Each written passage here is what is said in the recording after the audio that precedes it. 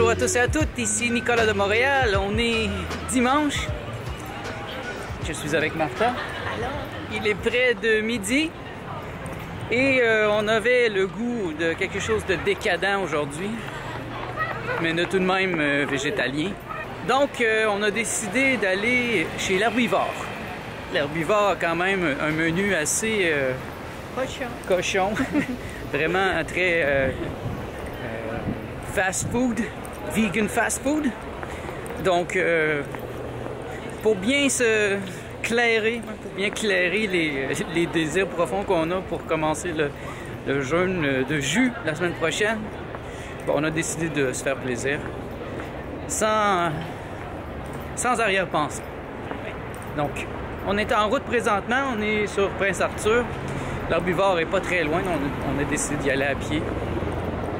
L'Herbivore est sur Saint-Denis, à peu près à 10 minutes de marche de chez nous. Donc suivez-nous, on s'en va chez l'Herbivore.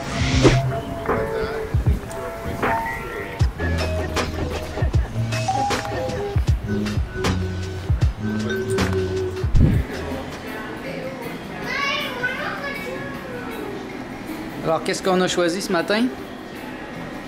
Déjeuner.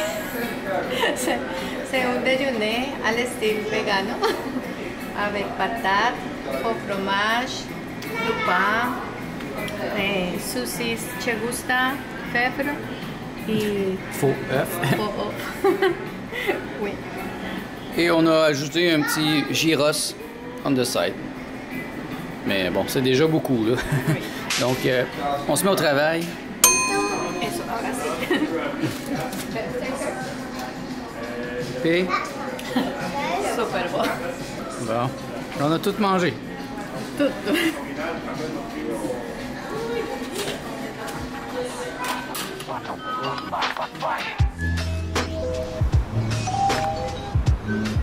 Bon, c'est fait. Martha est vraiment satisfaite.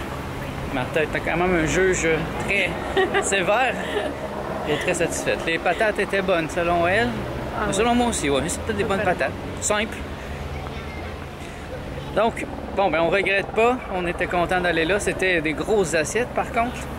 C'est vraiment très cochon, très gros, mais on est contenté. Là, le reste de la journée, ça va être des fruits, une petite salade ce soir, toute simple. Donc, on sait pas encore qu'est-ce qu'on va faire aujourd'hui. Moi, je veux prendre ça vraiment tranquille. Martha a fait du ménage depuis ce matin. Je te souhaite d'arrêter et de relaxer un peu. Oui. Moi, je veux avancer dans la lecture de mon nouveau livre, La vie, le livre secret de Yeshua. Donc, je vous reviens à ce sujet. On retourne à la maison. Ce qui semblait tout naturel en plein été, hein, venir se baigner, maintenant, ça demande beaucoup d'énergie, beaucoup de volonté, parce qu'il fait pas chaud aujourd'hui. Il fait vraiment pas chaud. Vous avez vu ce matin, j'avais mon manteau et puis j'avais froid quand même avec mon manteau. Mais on se prépare quand même, puisque on s'est dit qu'on allait le faire cet hiver. Cet hiver, notre piscine va être ouverte, va être disponible techniquement. J'ai hâte de voir qu'est-ce que ça va avoir de l'air. Donc, dans quelques instants, je vais sauter à l'eau. L'eau est bien chauffée quand même, mais ça reste froid. Et puis, ça va me faire du bien, le dîner, le déjeuner qu'on a mangé tantôt. C'est pas quelque chose qui est habituel pour moi, et puis je le sens, je me sens lourd. J'ai même fait une sieste. Je vois bien que c'est pas quelque chose que je veux dans ma vie à tous les jours. Vraiment, il faut que ça soit un spécial, parce que je me sens pas aussi bien, je le sens. Quand je mange des fruits comme la semaine, je me sens léger, j'ai de l'énergie. Je me sens aussi clair. Alors que manger comme aujourd'hui ou hier, je me sens lourd. Il y a des bizarres d'émotions, d'idées qui me passent par la tête. Là, je me sens pas aussi bien.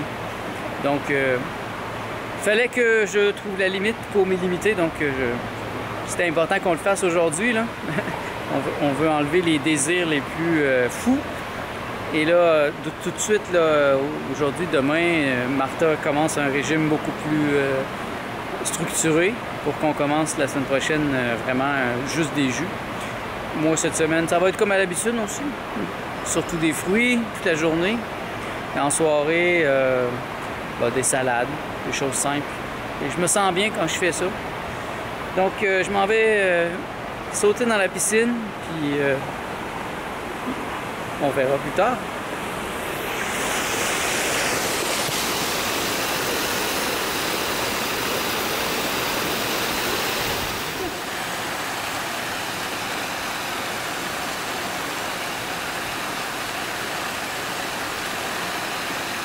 Comment l'eau? Elle est froide? Elle est chaude?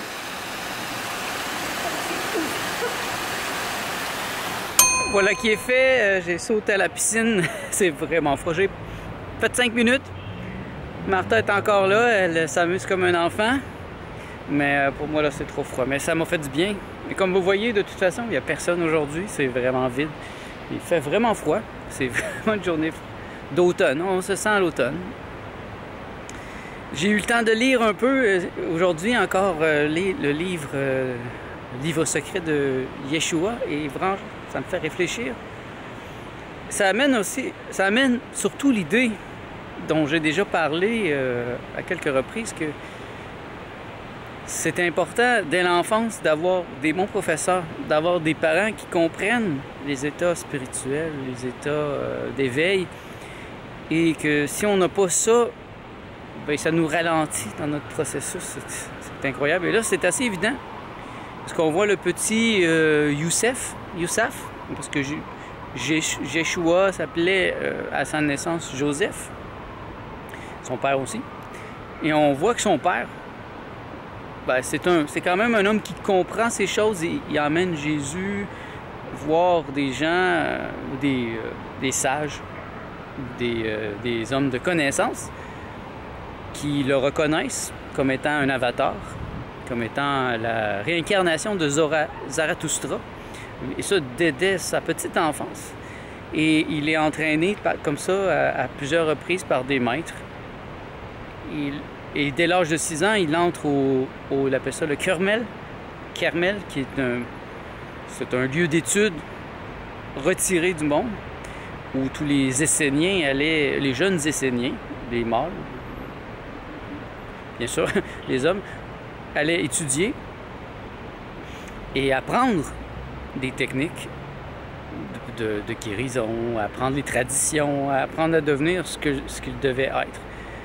Et j'avoue que par moments, en lisant ces lignes, je suis un peu envieux. Je me dis,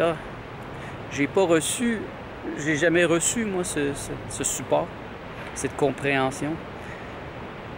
À quel point j'aurais pu être beaucoup plus développé maintenant si j'avais eu des instructeurs ou des parents qui comprenaient ces choses-là.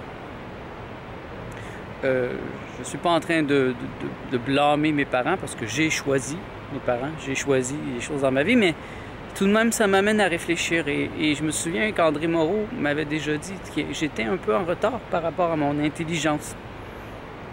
N'ayant jamais rencontré des gens qui me dépassaient vraiment, qui étaient capables de m'enseigner des vraies choses, autant à l'école que dans ma famille, j'ai dû tout apprendre par moi-même, et je pense qu'il y a eu quand même une limite à apprendre tout par soi-même à un certain point. C'est difficile de voir plus loin. Et bien là, j'en suis là. Yeshua est rendu vers 7-8 ans et il continue d'apprendre, mais il y a déjà quelque chose en lui de très fort, et c'est intéressant. Donc je vous reviendrai à ce sujet. À mesure que mes réflexions vont aussi grandir, parce que ça fait réfléchir, c'est sûr, ça fait réfléchir sur l'histoire, sur l'inexactitude de l'histoire, de comment ça nous est raconté. Ce que la majorité des gens croient, c'est inexact. C'est pas comme ça que ça s'est passé. Il y a peut-être des petits brides de vérité, mais cachés dans beaucoup de propagande. Et ça, c'est ce que je trouve le plus dangereux. C'est la propagande de l'Église. La propagande de toutes les religions, en fait. Bon. Je vais retourner voir Martha et je vous reviens plus tard.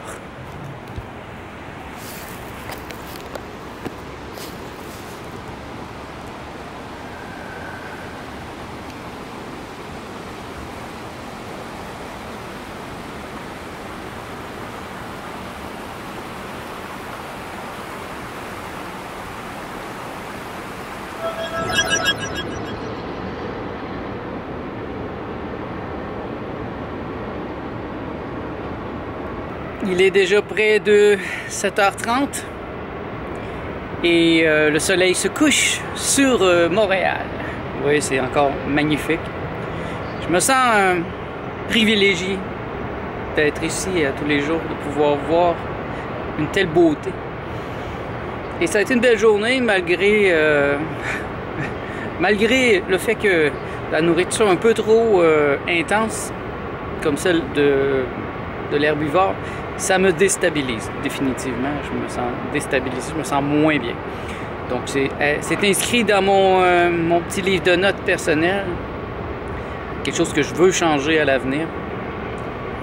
Avoir beaucoup moins de ce type de nourriture et beaucoup plus de nourriture crue, de fruits, de légumes.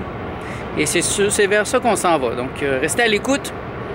Vous allez voir, là, cette semaine, je vais rassembler mes idées beaucoup pour faire la cure de jus, mais essayer d'aller chercher plus d'informations sur ce sujet. Donc ça risque d'être assez intéressant et demain, ben, ça commence la semaine de travail. J'ai une grosse semaine encore. Je suis prêt. Et ce soir, je vais relaxer. Je vais lire encore un peu. La vie est belle. Merci d'être à l'écoute. On se revoit dans le prochain vlog.